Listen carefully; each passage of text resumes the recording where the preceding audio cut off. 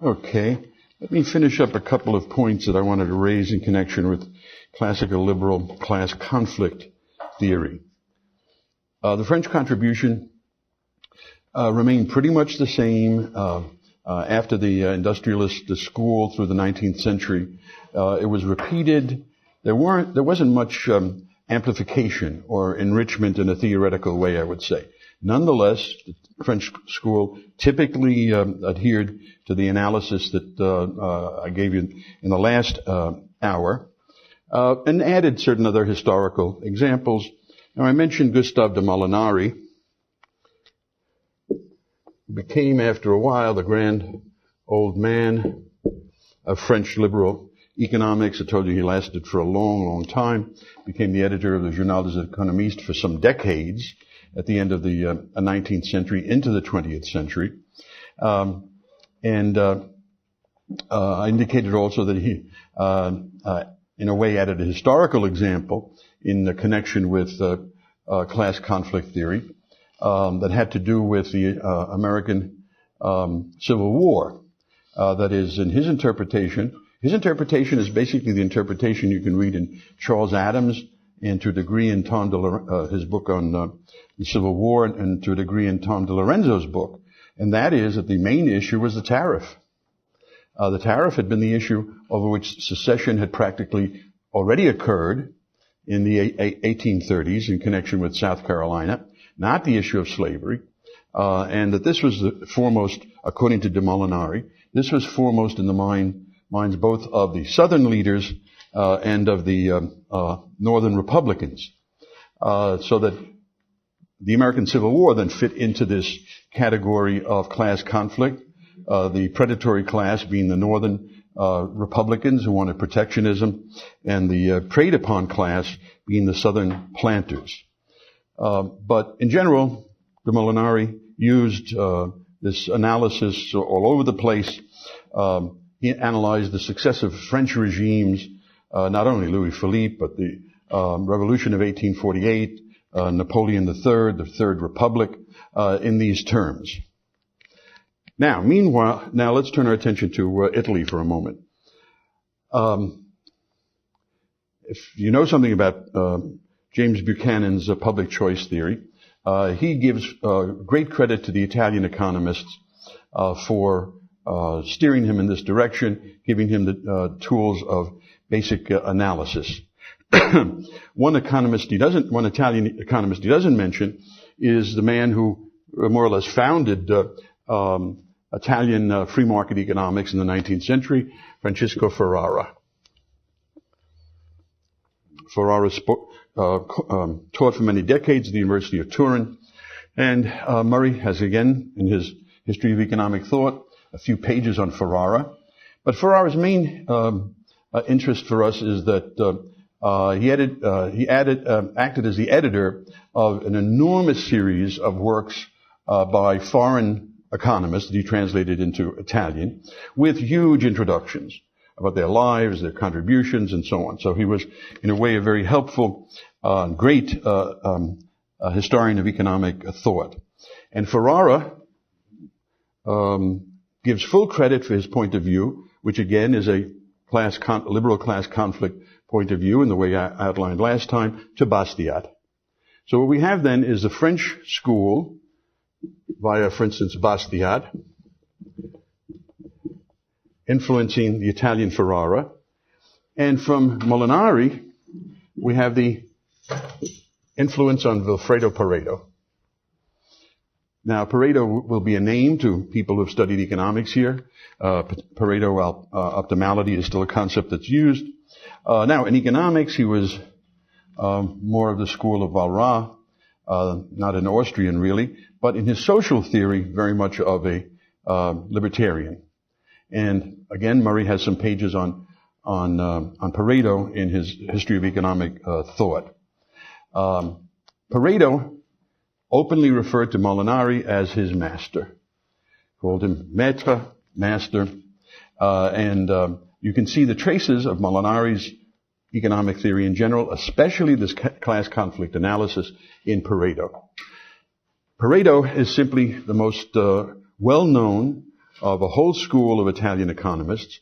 They were the best Italian economists of the time, late 19th century, early 20th century. Schumpeter says that by this time, the Italian economists were the equal of any in the world.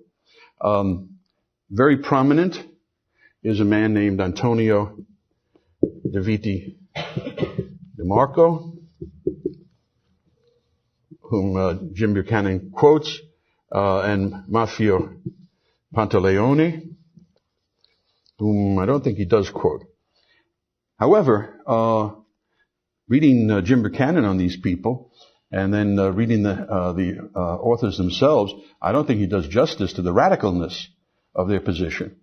Again and again, they excoriate the Italian state to being nothing but a collection of predators, of crooks, of gangsters, of people who was, in one way or another, stealing money from the productive citizens, working people, small business people, the peasants of the South, and so on, and channeling the privileges to their favorite clientele, which included not only businessmen who got protection through tariffs, contractors of all kinds, but also unionized workers.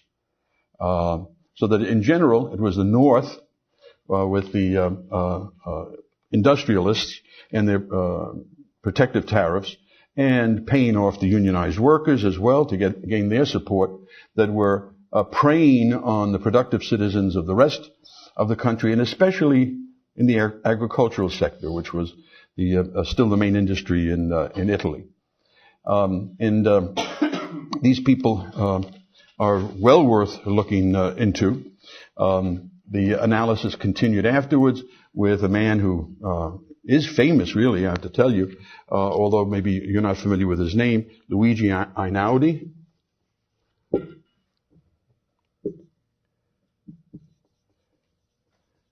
A free market economist who was the first president of the Italian Republic after World War II, and probably the most famous free market liberal thinker in Europe at that time. Now, this class conflict analysis had other traditions besides that of the French, and through the French of the Italians. In the United States, for instance, some Jeffersonians and Jacksonians also grappled in detail with the question of class in the politically relevant sense, and came to conclusions very much reminiscent of the industrialist school. John Taylor of Caroline, William Leggett, a man I'm going to speak about in a moment, John C. Calhoun, were keen observers and critics of the social groups whom they believed were utilizing political power in order to exploit the rest of society, the producers.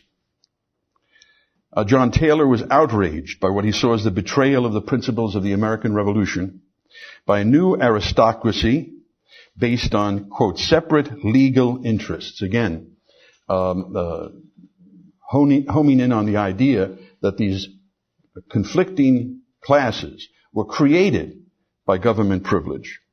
The bankers privileged to issue paper money as legal tender, and the beneficiaries of public improvements and protective tariffs. The American system, the policy of the Whigs in the early 19th century. American society, according to John Taylor, had been divided into the privileged and the unprivileged by this substantial revival of the feudal system. Talking now about feudalism in the way that the industrialist writers had. 2 decades later, in the 1830s, the northern radical William Leggett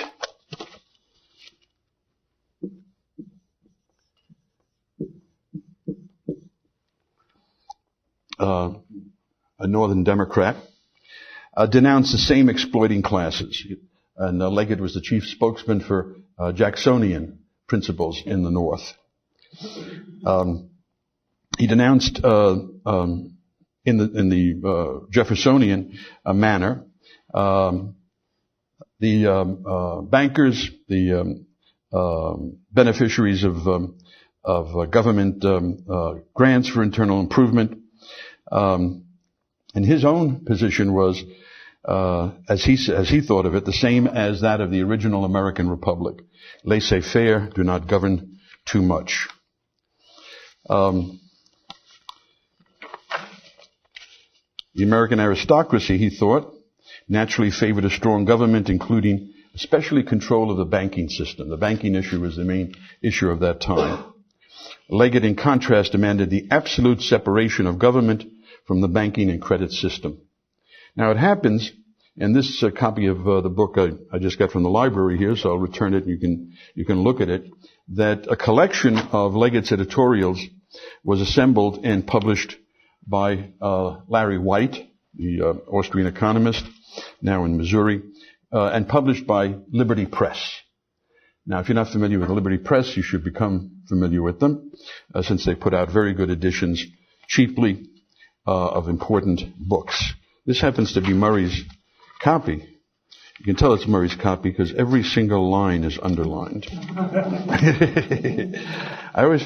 We always thought, what's the point, Murray? You look at it, every single line. On the other hand, there are the remarks in the margins. No, because he favors this. So the remarks are, exclamation mark, exclamation mark, exclamation mark. Right. With authors he disagrees with, it's different. So, Leggett, by the way, he was the editorial writer, and his pulpit was the New York Evening Post, the oldest paper in America, founded by Alexander Hamilton, as they still have the nerve to put on on the front page of this idiotic rag, that's worse than the New York Daily News now, if you can imagine it, the New York Post. But in those days, it was edited by the great American writer and poet William Cullen Bryant, and Leggett was the chief editorial writer. He summed up his. He expressed the principles that he was going to be writing according to. They were the principles of Thomas Jefferson. He said, "The sum of good government is described by that illustrious champion of democracy." These are Jacksonians, so he thinks he's talking in favor of democracy. "Is all we aim at." In Jefferson's words, "A wise and frugal government which shall restrain men from injuring one another, shall leave them otherwise free to regulate their own pursuits of industry and improvement, and shall not take from the mouth of labor the bread it has earned." And this book is really a gold mine. There's all kinds of, he wrote very well, and there's all kinds of great editorials here by Leggett. He has an editorial denouncing the governor of New York for proclaiming Thanksgiving. Where he says, where in heaven's name does this politician come off telling us when we should give thanksgiving to the Lord, and appointing a special day for it? That why doesn't government leave it up to us to decide when we want to do something like that? And he has an essay here called the Street of Palaces, and he talks about Genoa. It has a very elegant street, commonly called the Street of Palaces, with the houses of the great and influential and nobles of the past. But he says, is this condition of things confined to Genoa or to the European countries? Is there no parallel in our own country? Have we not in this very city, New York, our street of palaces, adorned with structures as superb as those of Genoa? Have we not, too, our privileged orders, our scrip nobility? You understand scrip? That is a paper put out under some different authority without any backing in precious metals to act as money. Our scrip nobility, and he means the banks that were given the right in New York State to issue paper money without the backing of precious metals. Aristocrats clothed with special immunities who control indirectly but certainly the political power of the state, who monopolize the most copious sources of pecuniary profit and wring the very crust from the hard hand of toil. Have we not, in short, like the wretched serfs of Europe, our lordly masters? If any man doubts how these questions should be answered, let him walk through Wall Street, or street palaces. You can see in what sense he was a radical, in what sense he was a Democrat, but his ire was directed against those influential, wealthy, often wealthy people who use the state in order to gain their assets. And this is very typical of the whole liberal tradition going back to the levelers. Obviously no classical liberals were believers in socialism or egalitarianism or the leveling of fortunes. On the other hand, they were very suspicious of people with large fortunes, because those people are the sort who tended to have connections with the government. They tended to act hand in glove with the government, getting favors from the government, and afterwards, well, I mentioned in a little while, one of the last and greatest of the American classical liberals, William Graham Sumner. And Sumner talked about the plutocrats. Now, maybe you've heard that term, plutocrat. It's commonly used to mean any wealthy person.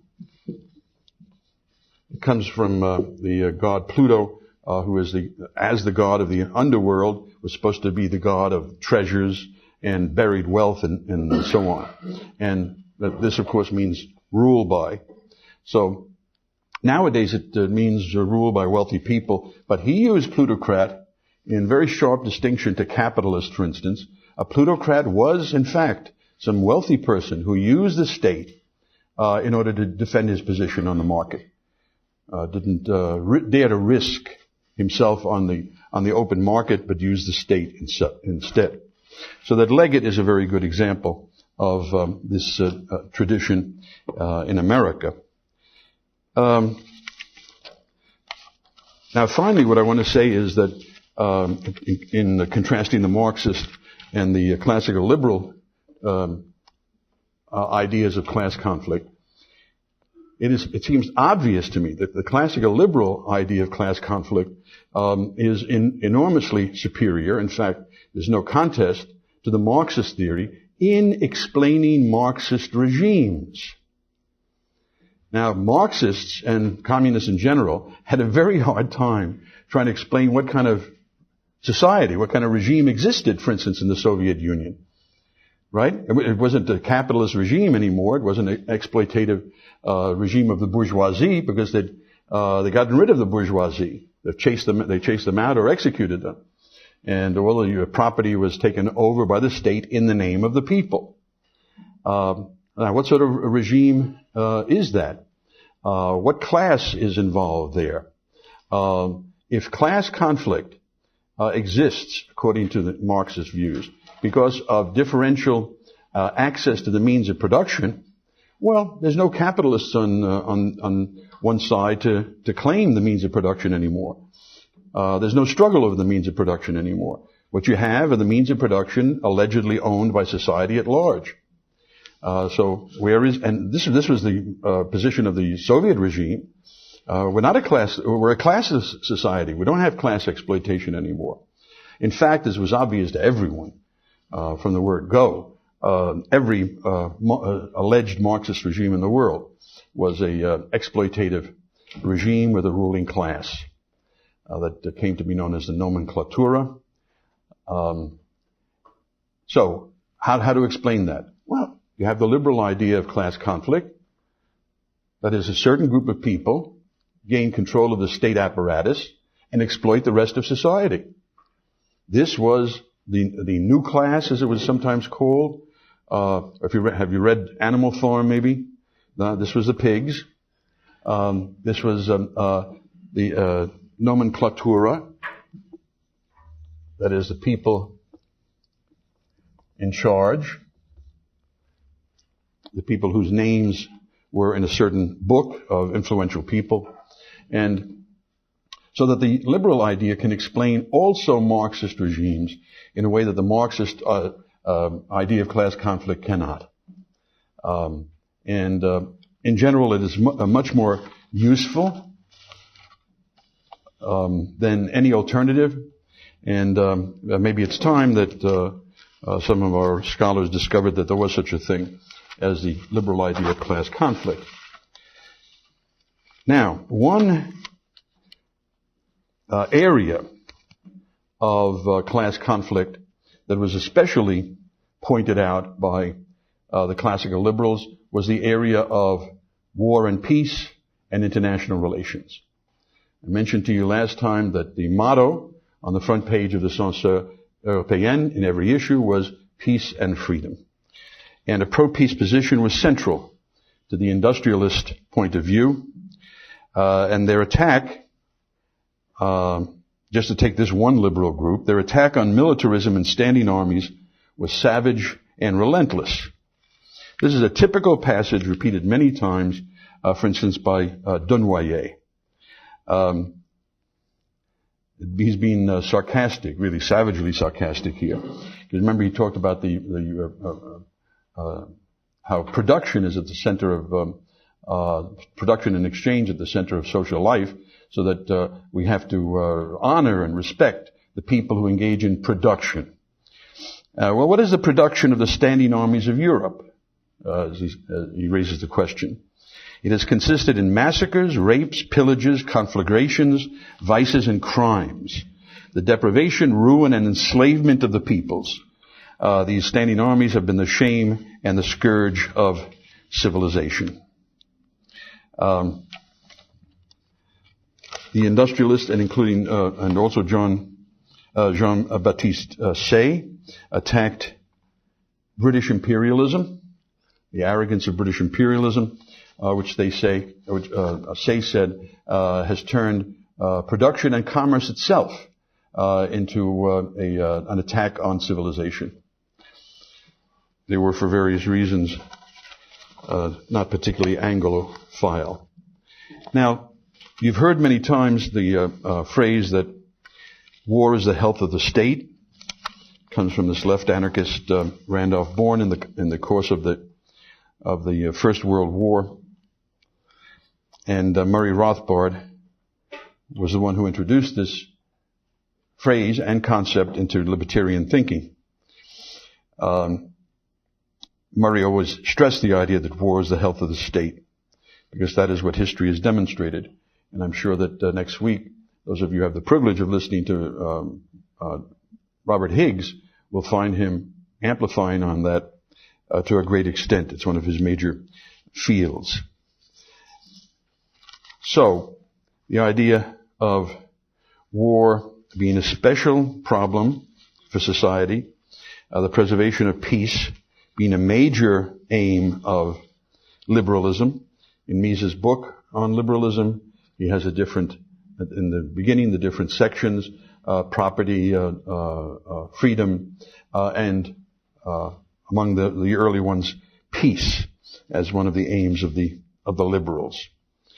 And as Mises says, not war but peace is the father of all things. Contrary to what the Greek philosopher Heraclitus maintained, whatever he might have meant by that. And Mises says peace is always better than war. Extolling peace has characterized the classical liberal movement from the 18th century, from Turgot, at least from Turgot on, through the 19th century.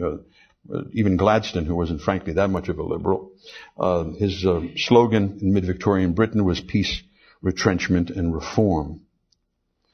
Now, in Anglophone countries, the greatest single factor leading to the identification of classical liberalism with a pro-peace position is the work of the Manchester School and its leaders, Richard Cobden and John Bright.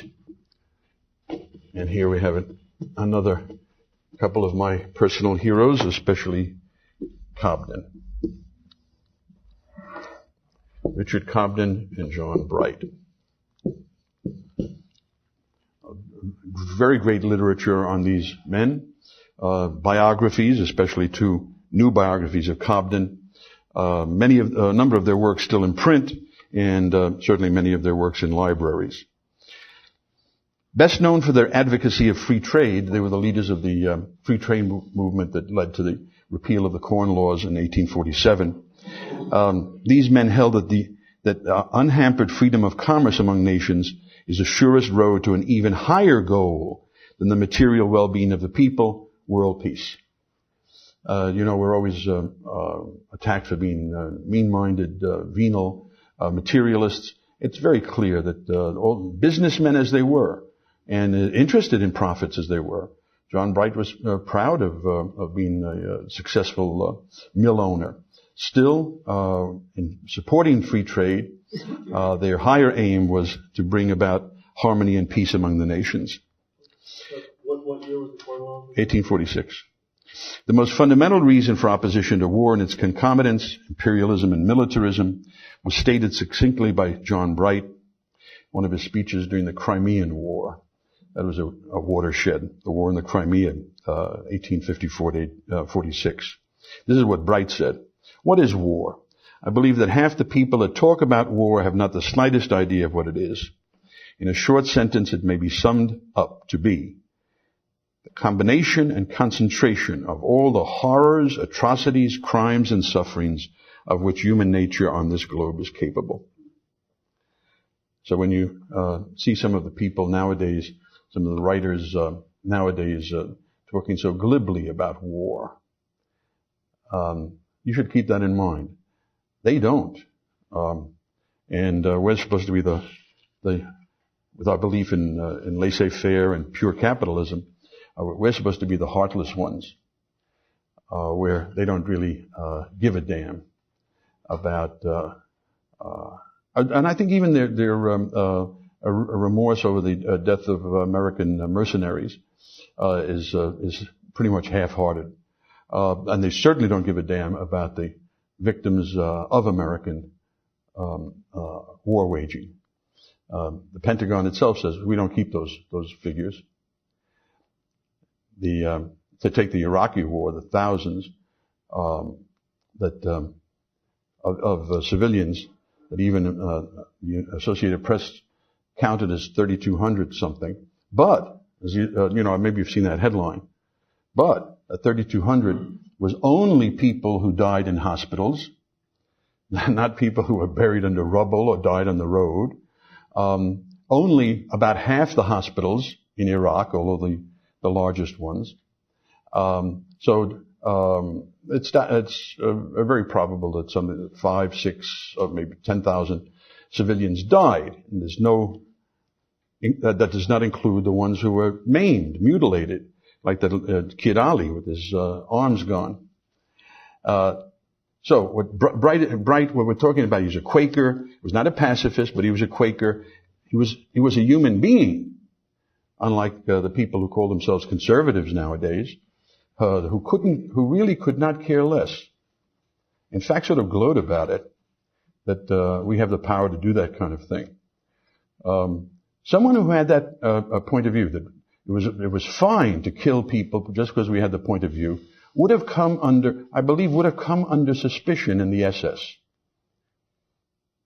as most likely a potentially dangerous sadist. We don't want those kind of people. We want people who are just disciplined and kill when they're given the order and don't get any special kick out of it.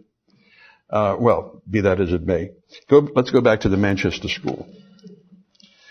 They believed that the interest of the great majority in all countries was peace. And that both specific wars and long-term patterns of belligerency on the part of governments could be explained by and large by reference to the interests of particular groups within the governing circles, more or less of what Bright was fond of calling the tax-eating rather than the tax-paying classes. And this was the old liberal view that you could find in Kant and Condorcet and Paine and many others, that it was the classes associated with the old order, and largely in the industrialists also, the classes associated with the old order who fomented war. And the classes of the producers would tend to want to avoid war. In mid-19th century England, these tax-eating classes that favored war were, in their view, the aristocracy with its ramified sinecures in the army, navy, foreign office, and colonial bureaucracy, the established Church of England, and to a lesser degree, certain capitalist groups wishing to spread foreign trade with the backing of English military and political power. In the Opium Wars against China, for instance. Besides pressing for free trade, which would tend to make war an increasingly self-defeating proposition, the Manchester Liberals considered it their duty to attack and expose the particular wars into which England was always drifting or threatening to drift. I'm concentrating on this Manchester school because they adumbrate many of the traits of future classical liberal writers down to libertarian writers today in their critique of war and the forces behind it. Cobden said it would seem as if there was some unseen power behind the government. Conspiracy theory, anyone? Always able, unless held in check by an agitation in the country, to help itself to a portion of the national savings, limited only by the taxable patience of the public.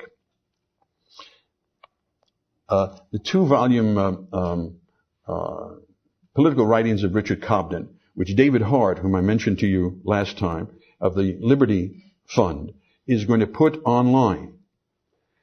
Two big volumes of Cobden's different pamphlets and so on, all concern foreign policy and international relations. Naturally, Cobden made speeches and wrote on many, many different issues, but these political writings are on this subject. And in my view, he was the greatest libertarian theorist of international relations who ever lived.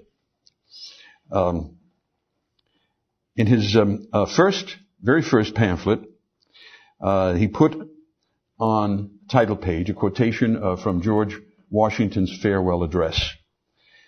Washington said, "The great rule of conduct for us in regard to foreign nations is in extending our commercial relations to have with them as little political connection as possible."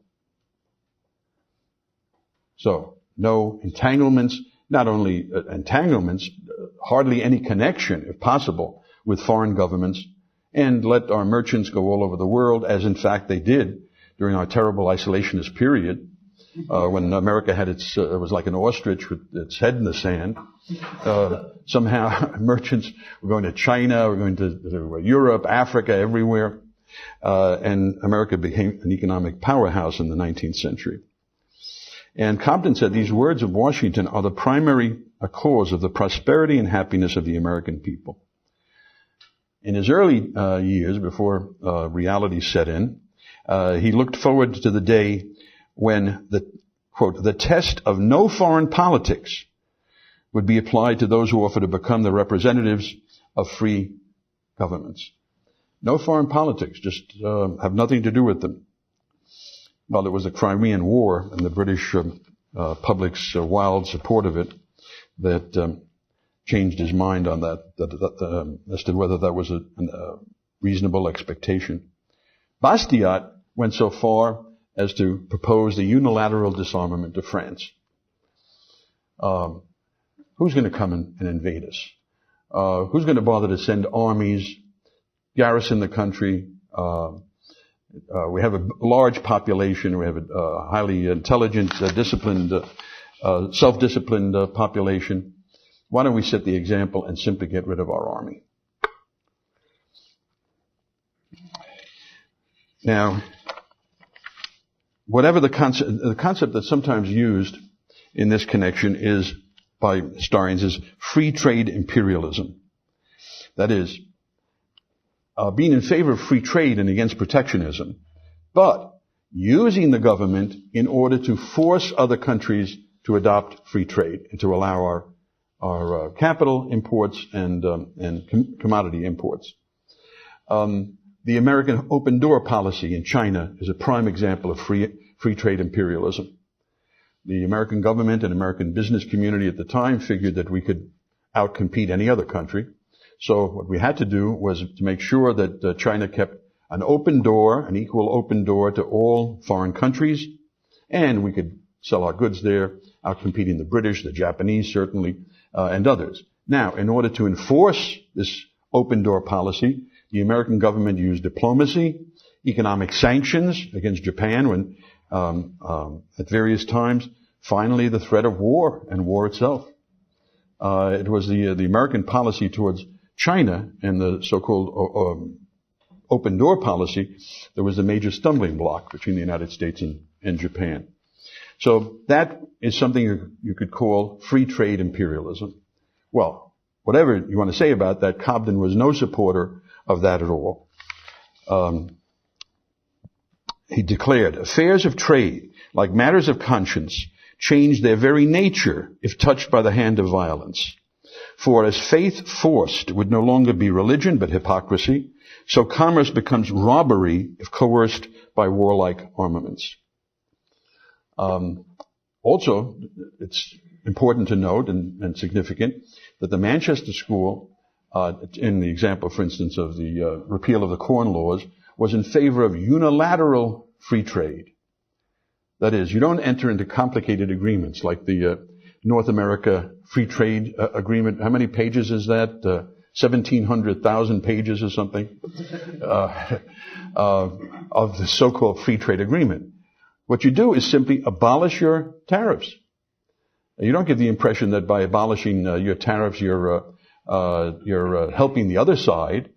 What you're doing is you're helping your own consumers. You're helping your own public to just do away with the tariffs and allow your own domestic consumers to buy things more cheaply.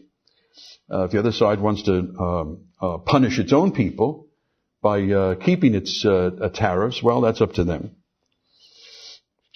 Now, in respect of their foreign policy views, the Manchester men have been termed Little Englanders. That's what the term refers to, Little Englanders. Cobden's critique of English imperialism in the British Empire was scathing and unrelenting.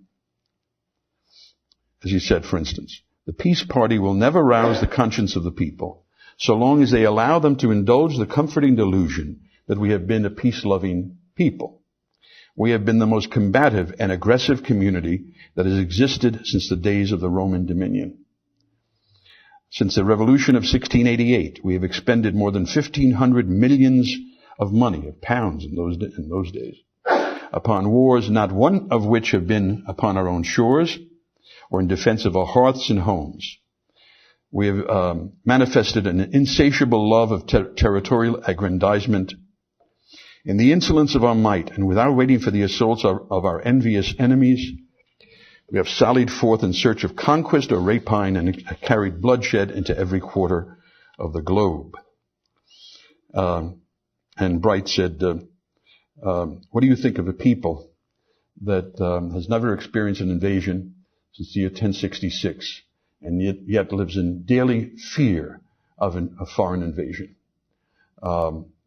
Is this some kind of mass delusion? Well, he thought it was fostered typically by the government.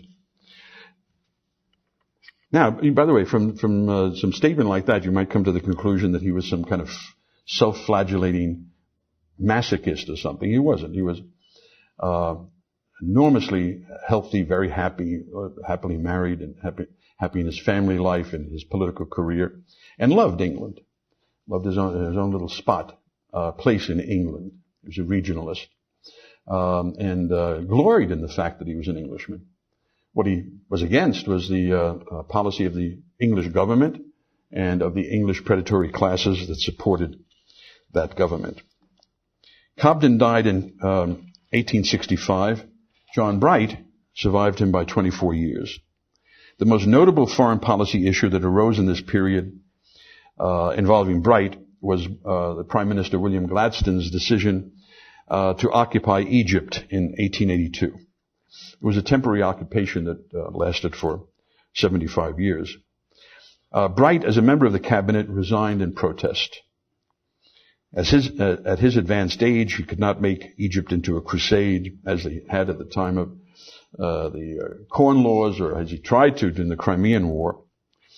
In private, Bright identified the City of London's financial interests as the chief force behind expansion into Egypt, since holders of Egyptian government bonds were fearful of the loss of their capital. So now we've moved away from the old feudal classes, the nobility, the established church, the state and its functionaries, as the fomenters of imperialism and war. Now it's certain capitalist interests. He confided to his friend Goldwin Smith, who's a famous historian of the time, it is a stock jobber's war. We shall very likely have more of the same thing. One set of causes of war departs, another crops up in its place. An interesting view. We can contrast with the position of the Manchester School, the position of John Stuart Mill. Again, Mill was no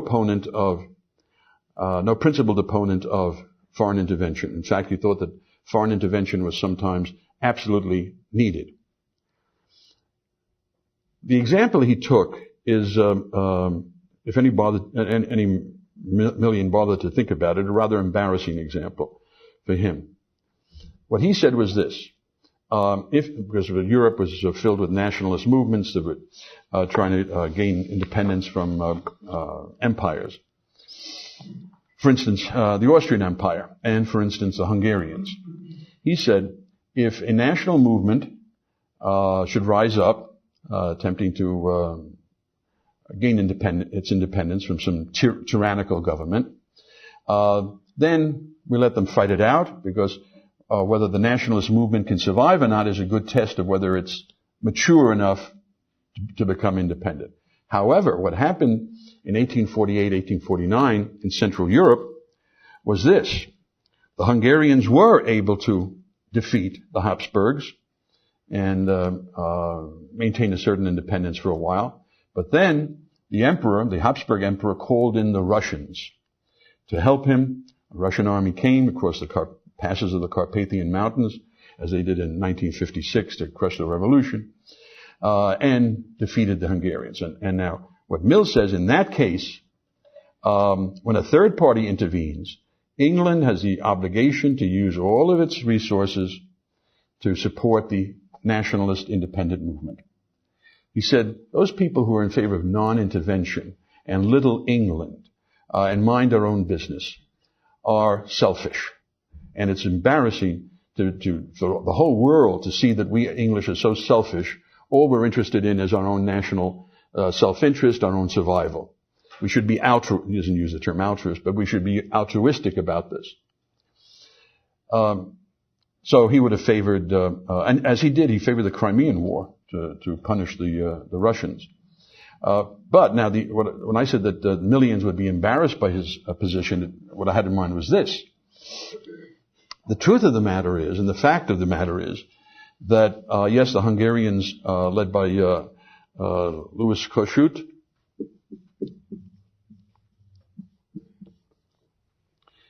wanted their independence from the Habsburgs. And the way people judge superficially on these matters, Kossuth had well-wishers in everywhere, Britain, the United States, everywhere. But in actuality, what Kossuth insisted on was Hungarian, that is, the ethnic group, not the territory, Hungary, which is something else, but the ethnic group of Hungarians who call themselves Magyars, that they should control all of that part of the Austrian Empire, and that they should lord it over the Slovaks, the Romanians, the Serbs, and other minority, Croats, I guess I mentioned, and other minority ethnic groups. You follow what I'm saying? So in other words, what he wanted was a smaller version of what the Habsburgs wanted. The Habsburgs wanted to control and lord it over different ethnic groups, and he wanted his own people, the Hungarians, the Magyars, to lord it over these various groups. That was his actual position. There's no doubt about that. John Stuart Mill, presumably, was one of the best informed people in Europe. He was either not aware of this or didn't think it was particularly important. Maybe thinking that the Hungarians were more advanced than these Slavic people and the Romanians, and therefore maybe deserved to be in charge. But my point is that here we have somebody who was willing to involve England in a war with Russia in 1849 on the basis of lack of information, not really understanding what was going on. And he actually was in favor. If he had been able to press a button, he would have done it. Now, the Crimean War came a few years after that, but even that there was no reason to have. And very often, this is the case very often in regard to war making, based on incorrect information or sometimes deceptive information, disinformation. In the case of the war on Kosovo, the war over Kosovo in 1999, nothing is clearer now than that what was involved was an insurrection on the part of the Kosovo Albanians against the rule of the Serbians, Kosovo being a province of Serbia. This insurrection, which had been going on for a while, was led by a group called the KLA, the Kosovo Liberation Army, something like that, or whatever, UCK in their own language, which had been labeled a terrorist group by the United States State Department. Well, Milosevic, the leader of Yugoslavia, attacked the KLA rather severely. It was an insurrection. He was brutal and harsh about putting it down. But nonetheless, that was the situation. That was what was going on. He was nowhere, incidentally, nowhere as brutal as the United States government was in putting down the Vietnamese rebellion during the Vietnam War. He never used napalm. He never destroyed villages en masse, and so on. Okay, the media and the U.S. government and the media began now a campaign that genocide was going on in Kosovo, that the Serbs were committing genocide. Maybe you're too young to remember. Maybe like most Americans, you think it's ancient history anyway, so why bother? What's her name? Amiana? No, Christiana Amanpour, right. Should really be put on trial for war crimes or the way the U.S. does it or the Israelis do it, just shot in the streets, for having fomented this war. Those of us of a certain age followed it in detail. They talked about genocide. I heard that this is the worst example of ethnic cleansing in Europe since the Second World War. This is genocide. Elie Wiesel said it was genocide. It was comparable to the Holocaust. I heard with my own ears Senator Lieberman say this is genocide. Amanpour said that 100,000 Kosovo Albanians of military age are missing. Where are they? Where are they? They simply retail the stories, the atrocity stories by the KLA. I mean, they're interviewing refugees and they're saying that, we saw hundreds killed, thousands were missing, and so on. Okay, the war is over. The U.S. and NATO troops have control of Kosovo, just as they have control of Iraq now. They go wherever they can, looking for bodies. Altogether, they found 2,100 unidentified dead. Unidentified, that is, it was not clear whether they were Albanians or Serbs. Not clear if they were Albanians, whether they had been fighters and died in some firefight. This was a disinformation on the basis of this alleged genocide. Was a disinformation spread by the U.S. government, by NATO, other NATO governments, by the Western media. This was a disinformation that stampeded the American public into supporting this war in Kosovo. It's the sort of thing that you can find on the internet. Thank God for the internet, and a belated thank you to Vice President Gore for having invented the internet. And where is he now that we need him? Now, to continue with the liberal anti-war tradition,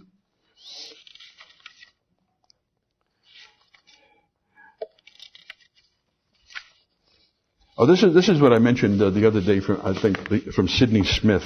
Remember I mentioned that Sidney Smith had studied under Dougal Stewart, who was a disciple of Adam Smith, and in this way imbibed his liberal ideas in the early 19th century. In 1923, he wrote to a friend, "For God's sake, do not drag me into another war. I'm worn down and worn out for crusading and defending Europe, protecting mankind. I must think a little of myself. I'm sorry for the Spaniards. I'm sorry for the Greeks. The people of the Sandwich Islands are groaning under the most detestable tyranny. Baghdad is oppressed. I do not like the present state of the Delta. Tibet is not comfortable. Am I to fight for all these people? The world is bursting with sin and sorrow. Am I to be the champion of the Decalogue and be eternally raising fleets and armies to make all men good and happy? No. There was a liberal who thought not. There were different views afterwards. Now, in the United States, the classical liberals were first mobilized against imperialism at the time of the Spanish-American War and the following war against the Philippine insurrection. You know, it's always called the Philippine insurrection, although by what right the United States acquired the Philippines as a colony and became the legitimate power against which these Filipinos were now engaged in insurrection is unclear.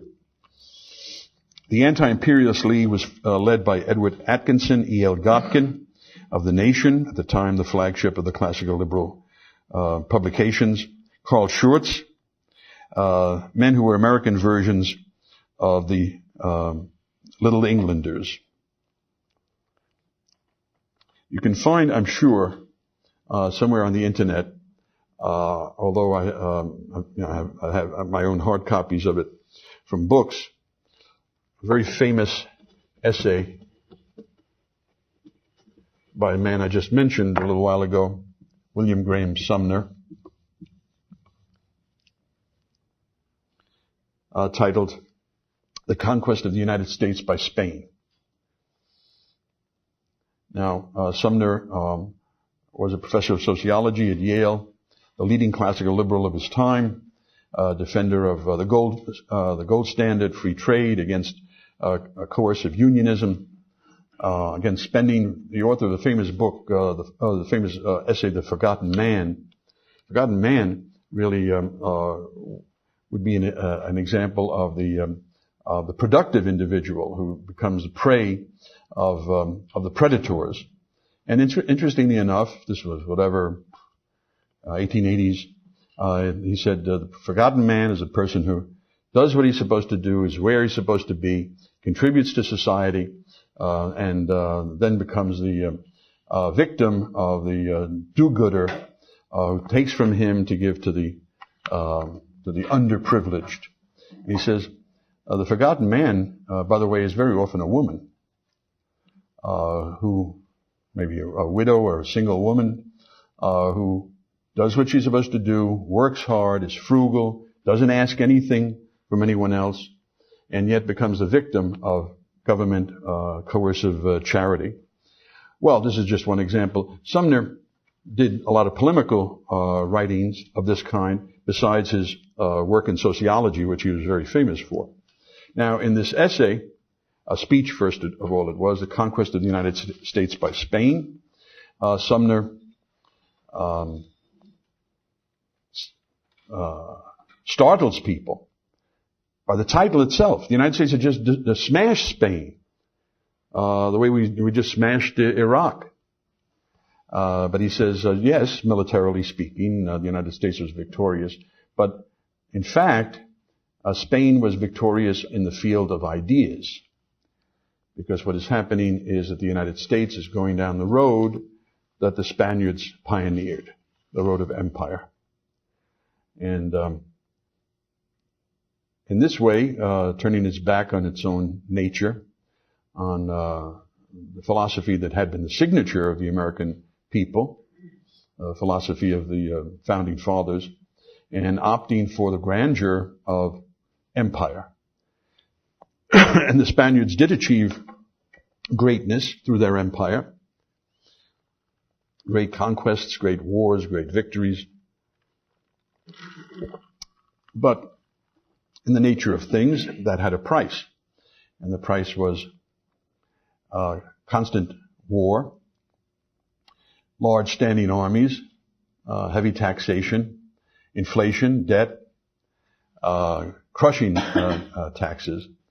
Remember, I quoted from the Spanish late scholastics in an earlier lecture about how the level of taxation was destroying substratum of the villages and towns of Castile. And this way of empire brought Spain to where it is today. Brought Spain to become the hollow shell of a country that we could so easily crush. But we're on that road now, and we have to expect, because nature is, he was a Darwinian and a follower of Spencer, nature is not forgiving. You do A, and that causes B. And all your wishes or your tears aren't going to make any difference. So he warned, and he warned about this, and he said, really what I would say myself. He said, we seem to have decided on this road to empire. By the way, it was a cabal. Joe Stromberg can give you the details and has written in detail about it. It was a small cabal of people who decided on the war. He said the American people have been convinced, decided on the war, undertaken this road to empire, and in this way put an end to the old republic. I don't think that my own little talk here, as he said, or my own little essay is going to make any difference. So why am I doing it? Why I'm doing it is because it really was quite an idea at the beginning. It really was quite a vision that the government would only take care of the guaranteeing of the rights to life, liberty, and the pursuit of happiness of the people, and everything else would be left to civil society, to the voluntary interaction of people. And Sumner says it is worth maybe paying a final tribute to it, as it's about to vanish into history, and that's why I'm writing. That's why I'm saying what I'm saying.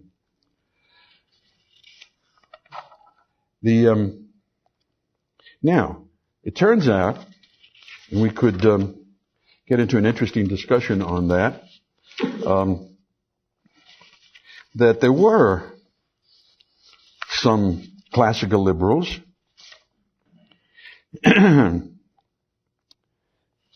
who thought that war could be useful, and people have a much better claim to being classical liberals than John Stuart Mill does. Before I get into that, let me mention another late 19th century, early 20th century liberal, famous to you probably, Herbert Spencer, and his views.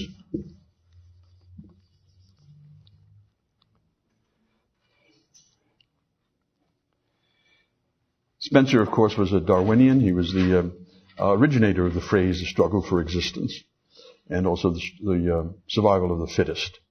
So Darwinism was a central view of his. But what Spencer believed was that warfare was suitable only to mankind's primitive stage. The Western world, however, had long since left the stage of militancy and entered the stage of industrialism. He uses the phrase industrialism also. War in the contemporary world was retrograde and destructive of all higher values. Early in his career, back in 1848, Spencer maintained, as the Manchester School did, that wars were caused by the uncurbed ambition of the aristocracy. Much as Schumpeter afterwards was to say in a famous essay of his on imperialism, he argued that war was linked to the feudal spirit. He also argued against state-sponsored overseas colonization as burdensome to the domestic taxpayers and oppressive of the native inhabitants, that is, of the areas overseas where these British colonists were being resettled. Colonists had no right to be protected by the government of the society they abandoned. Spencer found none of England's recent wars, including the Opium War, then being waged in 1843, against China to be necessary. At this earlier, more anarchistic period of his career, he even suggested the defense of the country against invasion might be provided independently of the state. In Social Statics, Spencer has a famous chapter on the right to ignore the state, which comes very close to anarchism. He left that chapter out in later editions. Through the following decades, Spencer opposed the wars, mainly colonial wars, in which England was involved. At the end of his life, when he died in 1903, he was outraged by the Boer War, the British attack on the Dutch farmers of the Transvaal and the Orange Free State. The pretext for hostilities was the refusal of the Transvaal government to extend voting rights to the outlanders, who were mainly British immigrants who flocked to the little state to exploit the gold mines discovered there. In other words, in the mind of the British government, they were waging war against the Boers for the sake of bringing them democracy. In an essay titled Patriotism, sort of ironically, Spencer confesses that he had cherished a love of England because of its long history of fostering free institutions. But his love of country could not survive the desolating war against the Boers, concocted by the arch conspirators like Cecil Rhodes, and again with the frenzied support of the English public, as they had supported also the Crimean War. And Spencer said, "If I am called unpatriotic, well, I am content to be so called." Spencer had evidently grown so embittered that he openly stated his indifference to the death of British soldiers engaged in imperialist adventures. At the time he wrote this, by the way, it happened to be in Afghanistan. Herbert Spencer said, when men hire themselves out to shoot other men to order, asking nothing about the justice of their cause, I don't care if they are shot themselves. To the objection that his position amounted to a suicidal pacifism, Spencer replied, "No, not at all. For one war, an army would remain just as available as now is a war of national defense. In such a war, every soldier would be conscious of the justice of his cause if his country is actually invaded. He would not be engaged in dealing death among men about whose doings, good or ill, he knew nothing, but among men who were manifest aggressors against himself and his compatriots. Only aggressive war would be negatived, not defensive war." So this was just about the last word of one of the most famous liberals of the 19th century, Herbert Spencer. And now I want to talk about some of these, because this brings up an interesting theoretical point. Some of these liberals who favored war under certain conditions. And they go back to the 18th century. Among writers, we could mention Wilhelm von Humboldt. Even in the limits of state action, he says that there's some good that could be said for war. Not that he actually supports war, but war did develop certain elements of the personality which tended to be stunted by modern society. That's a kind of minor concession. Much more important is what Alexis de Tocqueville says about war and imperialism. And that's a major reason I do not consider Tocqueville to be a hardcore, authentic, classical liberal. Another reason is that he didn't care very much about economics. He didn't know very much about economics. His views had to do with politics. There he made some very important points about the dangers of centralization of power and so on. But he was not any supporter of the factory system and the Industrial Revolution. As an aristocrat who lived off the rents of his land, I guess he saw no particular reason to have factories and industrialization. So that on that basis, he's more of a middle of the road or more of a Whig, I would say, than a real authentic liberal. And especially on the question of war and imperialism. He favored the creation of a new French colony in Algeria that had started in 1829. He supported the British in India. He thought it was a magnificent occasion for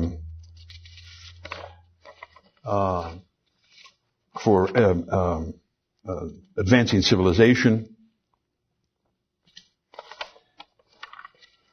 And here we have a more significant, theoretically interesting case going back to the 18th century, late 18th century.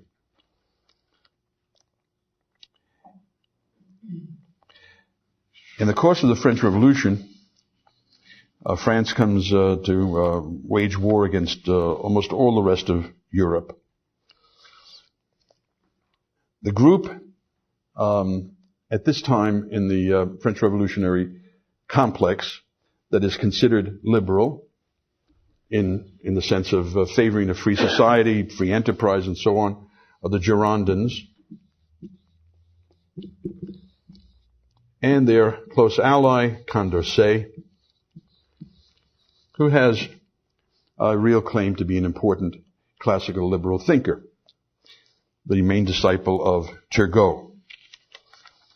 Now, at first, the Girondins and Condorcet had the position that the French Revolution, which had, they thought, expanded freedom, was threatened by the reactionary powers of Europe. However, when the French Revolutionary armies began to throw back the invading armies of the Prussians and the Austrians, the Girondins and Condorcet came to the conclusion that with the new freedom-loving principles of the French Revolution to lead them forward, the French Revolutionary Army should now undertake the liberation of Europe. Not simply defend France and its revolution against attacks, but now bring the blessings of the French Revolution, of the new liberal order, to everyone else. So what you have here is you can say, first example in a way of another strain. I don't think it's really the major strain, and I don't think it's the most authentic strain of classical liberalism. That is the idea that you have now a free country that is also a powerful country, and it should use its power to spread freedom everywhere. This position was accepted also by a man who was in Paris at the time, a friend of Condorcet, Thomas Paine. You know, Paine's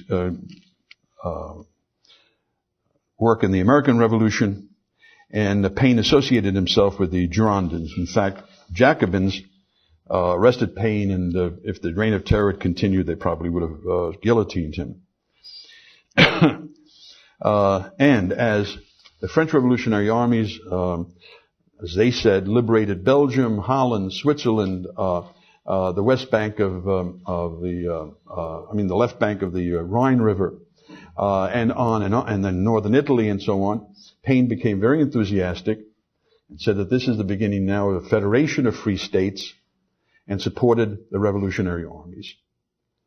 Now, this was also the position that, as I say, you can draw a line from there to certain liberals, not very good liberals, but people who were considered liberals, like Palmerston in England in the 19th century. And then this becomes Wilsonianism, the Wilsonian doctrine that we have a duty, not only a duty and then therefore a right, as a powerful and free country, to use our power to support and extend our values to the unfree world. And this, as you know, is an argument which is used nowadays, and is in a very sharp contrast to the authentic liberal position of non-intervention, for which I'll give some theoretical, analytical reasons probably in my next lecture. Okay, so what we want to do now is entertain some questions and comments about everything I've said about class conflict this morning and now, and also about liberalism and this question, which is obviously becoming increasingly important, of war and peace. Yes?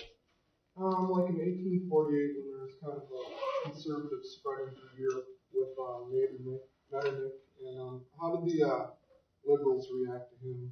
And well, now Metternich became the foreign minister and the chief minister also of the Habsburgs at the close of the Napoleonic period. He was a German nobleman who went to work for the Habsburgs, and then at the Congress of Vienna, ending the Napoleonic War from 1814-1815, he was a major presiding figure there. Metternich was, of course, a conservative and you could say reactionary. He had a position which is more interesting than it's usually made out to be in the textbooks, and that was this. The great majority of the people want peace. They want peace and quiet. There's a small minority of people, liberals in the cities, members of the middle class, who have big influence because of their links to the press and in education and so on. A small group of people who want to keep agitating society. They want to bring in all these reforms. The great majority of people have no interest in that. So that a government that suppresses liberals and the demand for reform is acting really in the interest of the majority. So Metternich said, so how do we keep peace? Well, how do we keep peace is by accommodating all the interests. The interests of the kings, of the emperors, of the princes, to a degree the interests of the aristocracy, and the interests of important elements of the third estate. But none of these blanket demands for individual rights, because that ends in endless revolution. Well, you can see that on the face of it, the liberals considered him an enemy, as he was, a self-declared enemy of liberalism. He used the secret police, censorship, sent spies into universities to make sure that the students weren't hearing things that they shouldn't. And try to keep the lid on liberalism, and also, since he was the Austrian minister, on nationalism, because nationalism would have meant the death of Austria, as it finally did, the death of Austria. In 1848, when everything finally exploded, the Habsburgs thought that they could buy some public support by throwing him to the wolves. So they dismissed him, and didn't make any difference. People wanted, or the activists at least, wanted more than that. Like everybody else in 1848, like Mazzini and Garibaldi, Kossuth, Karl Marx, Metternich wound up in London. And I guess they could have gotten together and told some good stories to each other, but of course they hated each other. Guizot, also in France, wound up in London. Thank you.